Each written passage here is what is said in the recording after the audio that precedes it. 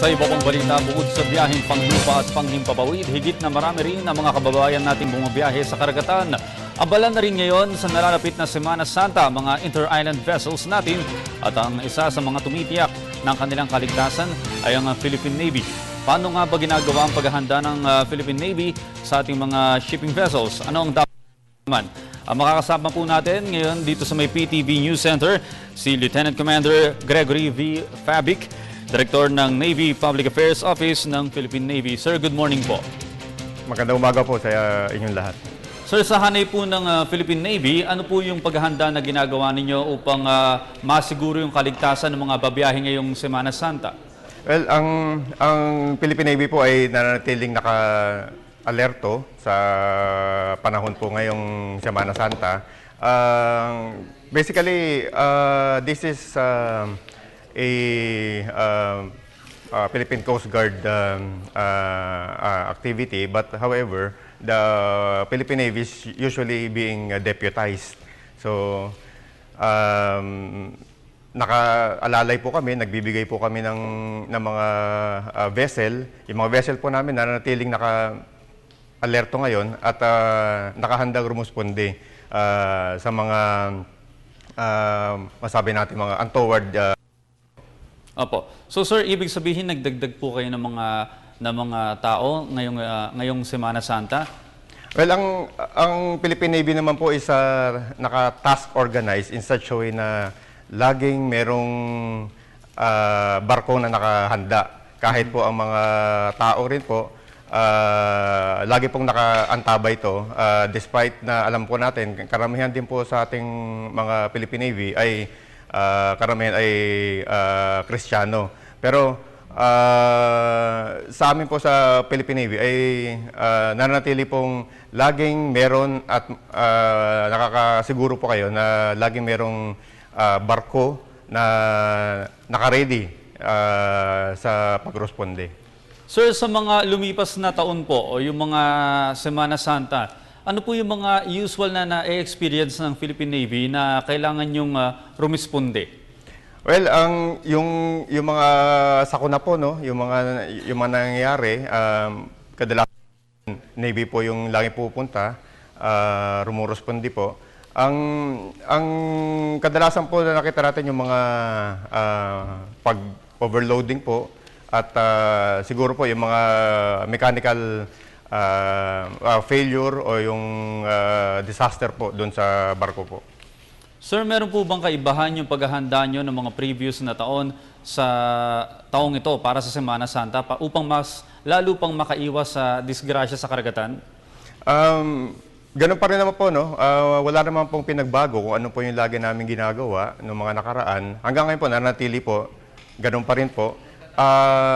Meron lang po kami mga sa mga units namin sa area na hindi lang po sa barko, pati yung sinatawag namin na pagkandak na parang Baywatch. Ito po yung sa mga gusto magbakasyon, yung mga units po namin is tumutulong din sa kapulisan at sa Coast Guard sa mga gusto magbakasyon. So, naka-ready rin po sila.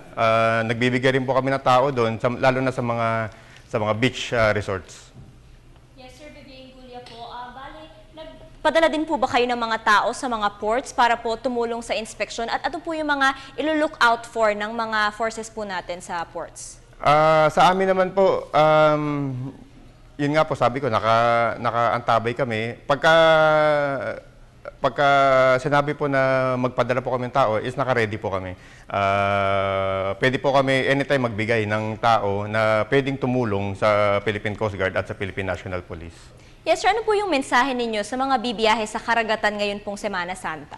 Okay, sigurado po natin maging maaga doon sa pagpunta po sa mga terminal. At in-encourage po rin namin na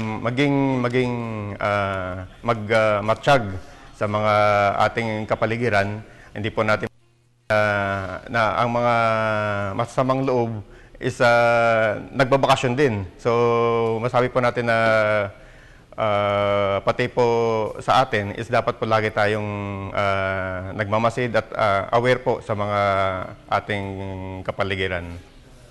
Sir, bilang panghuling katanungan na lamang po, bilang pasahero ng barko, sakali pong magkaaberya ang sinasakyang barko o sasakyang pandagat, ano po ba ang dapat gawin? Ang una-una nyo pong dapat gawin dyan is maging mahinahon. Kahit po merong sakuna, yun po, kasi mas nakakapag-isip po tayo pagka ang sitwasyon, kahit po nagkakagulo na, mas makakapag-isip po tayo, makakapag-decide po tayo sa ating personal na kaligtasan kapag tayo po ay medyo kalmado. So, pagkatapos po nyon is meron pong designated or alamin po kung saan po yung designated areas doon sa naturang meron po yan mga life boats or life ring. Alamin po kung saan yung mga life jacket, kung saan nakalagay. Yun po ang kagad puntahan at grumupo po doon malapit sa lifeboat po. Yes, sir. Good morning po. Sir, gusto ko lang malaman, katulad ba ng pamunuan ng PNP, meron din po bang direktiba ang Philippine Navy sa no vacation and no leave policy? Pakiulit po. Sorry po. Katulad po ng Philippine National Police, sir, lately kasi naglabas sila na bawal, walang magbabakasyon sa hanay ng pulisya. Ganon din po ba sa Philippine Navy, sir? Ibig niyo po ba sabihin yung mga tauhan po namin? Yes, yes po. Hindi po sila magbabakasyon ngayong Semana Santa, kundi magfo-focus sila sa safety ng ating mga biyahero. Sinasabi ko nga po, no, ang Philippine Navy po isa naka-organize po yan at nabanggit ko rin kanina na karamihan po is Katoliko. Yung Philippine Navy po is naka-organize siya in such a way na merong naka-ready po lagi na barko. Pag sinabi pong aalis po yan. Kahit po ang karamihan po sa ating Philippine Navy is Kristiyano at gusto rin mag-observe po yung kanilang religious obligation. Pero mananatili po sila na meron po magre-responde sa ating kababayan in case po na pangangailangan. Yes, Commander, ano naman po yung measures ng Philippine Navy? Nagbigay po ba tayo ng instruction sa mga barko, lalo na dadagsa ang tao, di ba po? Magkakaroon ng overloading, more or less. Meron po ba tayong directive for the Totoo po yan. Sa amin po, sa Philippine Navy, naglabas po kami ng alert status po yung ating mga barko, pati po yung aming mga naval force. Pagdating naman po sa mga pier, sa mga terminal, is kami po itutulong. Tutulong po sa Philippine National Police at sa Philippine Coast Guard sa pag-augment po sa kanilang puwersa. Okay, sir, maraming salamat po sa lahat ng mga ibinahagi niyong mga impormasyon ngayong umagang ito.